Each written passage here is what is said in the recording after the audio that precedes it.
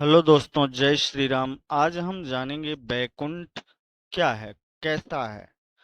भगवान विष्णु का निवास स्थान क्षीर सागर या पार्कजल माना जाता है, जो एक दिव्य समुद्र है। इस समुद्र में भगवान विष्णु शेष नाग पर विश्राम करते हैं। विष्णु पुराण और अन्य हिंदू ग्रंथों के अनुसार यह स्थान सृष्टि के संरक्षण और संचालन का केंद्र है, जहां से भगवान विष्णु समस्त संसार की देखरेख करते हैं। बैकुंठ धाम भगवान विष्णु का दिव्य और शाश्वत निवास स्थान है, जिसे स्वर्ग से भी श्रेष्ठ माना जाता है। यह स्थान हिंदू धर्म में परम मोक्ष का प्रतीक है, जहां आत्माएं विष्णु की कृपा से जन्म मृत्यु के चक्र से मुक्त होकर भगवान विष्णु के साथ अनंत काल तक निवास करती हैं। बैकुंठ को अत्यंत सुंदर, शांत और आनंदमय स्थान के रूप में वर्णित किया गया है, जहां बैकुंठवासी भगवान विष्णु और देवी लक्ष्मी के सानिध्य में रहते हैं। यह स्थान भक्तों के लिए परम ध्येय है, जिसे वे अपने अच्छे कर्म और भगवान विष्णु की भक्ति से प्राप्त कर सकते हैं। बैकुंठ धाम को लेकर अनेक पौराणिक कथाएं हैं, जो इसके महत्व और दिव्यता को स्पष्ट करती हैं। यह स्थान भगवान विष्णु का शाश्वत धाम माना जाता है, जहां मोक्ष प्राप्त करने वाली आत्माएं भगवान के साथ निवास करती हैं। बैकुंठ धाम की प्रमुख कथा इस प्रकार है। बैकुंठ धाम की कथा। कहा जाता है कि एक बार भगवान विष्णु ने अपने भक्तों के मोक्ष का मार्ग प्रशस्त करने के लिए बैकुंठ धाम की स्थापना की। यह स्थान अनंत सुख और शांति का प्रतीक है, जहां वेदों में वर्णित अपरिमित आनंद मिलता है। बैकुंठ धाम वह स्थान है जहां जाने के बाद आत्माएं जन्म मृत्यु के चक्र से मुक्त हो जाती हैं। ध्रुव की कथा। मित्रों, ध्रुव जी को तो आप जानते ही होंगे। ध्रुव एक छोटा बालक था, जिसे अपने पिता की अपेक्षा का सामना करना पड़ा। उसने अपनी माता से पूछा कि वह कैसे भगवान विष्णु का आशीर्वाद प्राप्त कर सकता है। उसकी माता ने उसे बताया कि भगवान विष्णु की कठोर तपस्या की इस संसार के कष्टों से मुक्ति दिला सकती है। ध्रुव ने कठोर तपस्या शुरू की और विष्णु ने उसकी तपस्या से प्रसन्न होकर उसे दर्शन दिए। विष्णु ने उसे ध्रुव तारा बनने का वरदान दिया और कहा कि वह बैकुंठ धाम में एक उच्च स्थान प्राप्त करेगा। ध्रुव की यह कथा हमें सिखाती है कि सच्ची भक्ति से भगवान का आशीर्वाद प्राप्त किया जा सकता है और बैकुंठ धाम में स्थान मिल सकता है। प्रहलाद की कथा। प्रहलाद भगवान विष्णु के महान भक्त थे और उनका पिता हिरण्याकश्यप विष्णु का कट्टर विरोधी था। प्रहलाद की विष्णु भक्ति इतनी गहरी थी कि भगवान विष्णु ने नरसिंह अवतार लेकर हिरण्याकश्यप का वध किया और प्रहलाद को बैकुंठ का आशीर्वाद दिया। यह कथा बताती है कि विष्णु की भक्ति से असंभव को भी संभव किया जा सकता है और भक्त को बैकुंठ धाम में स्थान मिल सकता है। बैकुंठ धाम का स्वरूप। बैकुंठ धाम को अत्यंत सुंदर, और दिव्य स्थान के रूप में वर्णित किया गया है। यहाँ 4 दिशाओं में भगवान विष्णु के 4 रूप वासुकी, अनंत, गरुड़ और नाग उनके 4 द्वारपाल माने जाते हैं। इस स्थान की विशेषता यह है कि यहाँ केवल वही आत्माएं प्रवेश करती हैं जिन्हें मोक्ष प्राप्त होता है। वैकुंठ में शांति, सुख और भगवान विष्णु का अखंडित दर्शन होता है। यहाँ भगवान विष्णु शेषनाग पर विश्राम करते हैं और देवी लक्ष्मी उनके चरणों में सेवा करती हैं। यहाँ कोई दुख, भय या पीड़ा नहीं होती और सभी आत्माएं अनंत काल तक आनंदमय स्थिति में रहती हैं। वैकुंठ चतुर्दशी और मोक्ष। हिंदू धर्म में वैकुंठ चतुर्दशी का विशेष महत्व है, जो उस दिन का प्रतीक है जब भक्तजन भगवान विष्णु के दरबार में मोक्ष प्राप्त कर सकते हैं। इस दिन को लेकर मान्यता है कि जो भी व्यक्ति विष्णु की भक्ति और ध्यान में लीन होकर प्रार्थना करता है, उसे वैकुंठ में स्थान मिलता है। संक्षेप में, वैकुंठ धाम मोक्ष प्राप्ति का स्थान है, जहां आत्मा को अनंत काल तक भगवान विष्णु की सेवा और शांति का अवसर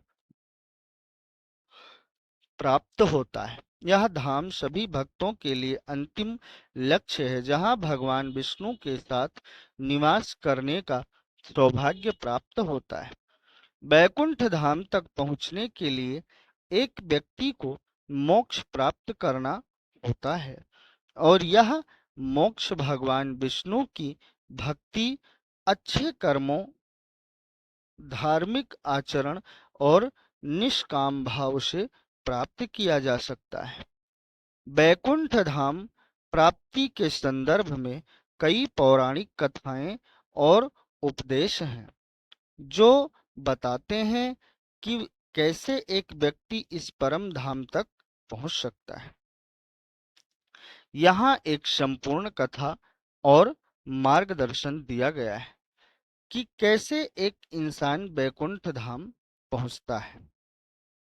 नंबर 1, भगवान विष्णु की भक्ति और प्रेम। भगवान विष्णु के प्रति गहरी भक्ति और प्रेम मोक्ष का मुख्य मार्ग है। हिंदू धर्म के अनुसार भगवान विष्णु का सच्चा भक्त वही है जो सांसारिक भौतिक सुखों से निर्लिप्त होकर उनके चरणों में समर्पित होता है। यह समर्पण बिना किसी स्वार्थ के होना चाहिए। जो व्यक्ति भगवान विष्णु के नाम का निरंतर जाप करता है, उनके गुणों का ध्यान करता है और उनके प्रति अपनी सेवा भाव रखता है, उसे वैकुंठ में स्थान प्राप्त होता है। नंबर 2, सदाचारी जीवन और धर्म पालन। धार्मिक ग्रंथों में कहा गया है कि अच्छे कर्म और धर्म का पालन मोक्ष की प्राप्ति का दूसरा प्रमुख मार्ग है। जो व्यक्ति सच्चाई, न्याय, अहिंसा और परोपकार का पालन करता है, वह मोक्ष के योग्य बनता है। उदाहरण के लिए, एक व्यक्ति को दूसरों की मदद करना, दान देना और सदा सत्य बोलना चाहिए। इन नैतिक गुणों के साथ साथ भगवत गीता में यह भी कहा गया है कि व्यक्ति को अपने कर्म निष्काम भाव से करने चाहिए, अर्थात फल की चिंता किए बिना अपने कर्तव्यों का पालन करना चाहिए। नंबर 3, निर्लिप्तता, वैराग्य। बैकुंठ धाम पहुंचने के लिए व्यक्ति को इस संसार के मोह माया से ऊपर उठकर अपनी आत्मा को शुद्ध करना पड़ता है। वैराग्य या संसार के प्रति निर्लिप्तता वह अवस्था है जब व्यक्ति धन, शक्ति और भौतिक सुखों के प्रति अपनी इच्छाओं को त्याग देता है। उसे यह समझना आवश्यक है कि यह संसार अस्थायी है और सच्चा सुख केवल भगवान की शरण में ही है। नंबर 4, शरणागति, पूर्ण समर्पण। शरणागति या भगवान के प्रति संपूर्ण समर्पण का मार्ग भी वैकुंठ तक पहुंचने का एक महत्वपूर्ण पहलू है। विष्णु भक्तों के लिए यह आवश्यक है कि वे अपनी सभी समस्याओं, सुख दुखों को भगवान के चरणों में समर्पित कर दें। यह भावना कि भगवान ही मेरे रक्षक हैं, व्यक्ति को वैकुंठ के मार्ग पर अग्रसर करती है। भगवान विष्णु के प्रति अटूट विश्वास और समर्पण से मोक्ष की प्राप्ति होती है। नंबर 5, पवित्रता और ध्यान। ध्यान और पवित्रता की साधना व्यक्ति को वैकुंठ के मार्ग पर ले जाती है। नियमित रूप से ध्यान और साधना करने से व्यक्ति की आत्मा शुद्ध होती है और उसे ईश्वर के करीब पहुंचने का अवसर मिलता है। श्रीमद् भागवत में कहा गया है कि जो व्यक्ति भगवान विष्णु का ध्यान, उनका नाम जप और उनके रूप का चिंतन करता है, उसे वैकुंठ की प्राप्ति होती है। नंबर 6, प्रहलाद और ध्रुव जैसे भक्तों की कथा। जैसा कि हमने पहले देखा, प्रहलाद और ध्रुव जैसे भक्तों ने भगवान विष्णु की भक्ति और तपस्या के बल पर वैकुंठ धाम प्राप्त किया। प्रहलाद ने विष्णु की निरंतर भक्ति की और विष्णु ने उन्हें वैकुंठ धाम में स्थान दिया। ध्रुव ने भी कठोर तपस्या करके भगवान विष्णु का आशीर्वाद प्राप्त किया और उन्हें ध्रुव तारे के रूप में अमरत्व का वरदान मिला। नंबर 7, कर्म और प्रारब्ध। कई धार्मिक ग्रंथों में कर्म और प्रारब्ध के महत्व का वर्णन किया गया है। हमारे कर्म ही हमारे अगले जन्म का निर्धारण करते हैं। यदि व्यक्ति अपने जीवन में अच्छे कर्म करता है, दूसरों की मदद करता है और धर्म का पालन करता है, तो उसे मोक्ष की प्राप्ति हो सकती है। वैकुंठ प्राप्ति का अंतिम चरण कहा जाता है कि जब व्यक्ति मोक्ष प्राप्त कर लेता है, तो मृत्यु के बाद उसकी आत्मा को यमदूत नहीं, बल्कि भगवान विष्णु के पार्षद दूत लेने आते हैं। वे उन्हें एक दिव्य विमान में बैठाकर वैकुंठ धाम ले जाते हैं। वहां पहुंचकर व्यक्ति को भगवान विष्णु का अनंत काल तक साथ मिलता है, जहां वह जन्म मृत्यु के चक्र से मुक्त हो जाता है और उसे शाश्वत सुख और शांति का अनुभव होता है।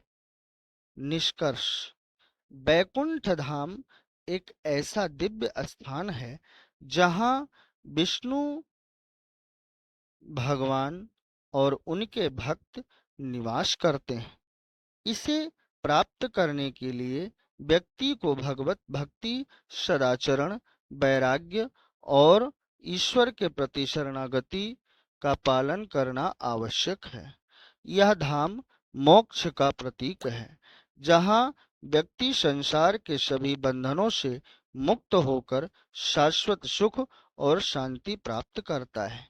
जय श्रीमन नारायण। बोलिए शंकर भगवान की जय।